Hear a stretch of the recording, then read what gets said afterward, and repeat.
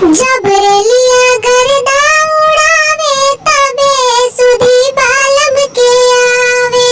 जब रेलिया गर्दा उड़ावे तबे सुधी बालम के आवे। बालम के आवे सुधी बालम के आवे।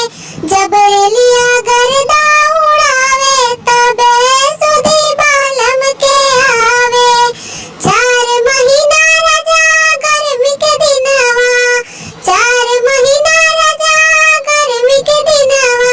जब केहू बेनिया डोलावे, जब केहू बेनिया डोलावे तबे सुधी बालम के आवे। जब रेलिया गर्दा उड़ावे तबे सुधिया बालम के आवे।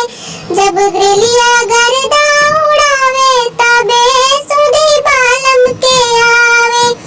4 महीना राजा बरसा के दिनवा, 4 महीना राजा बरसा के दिनवा।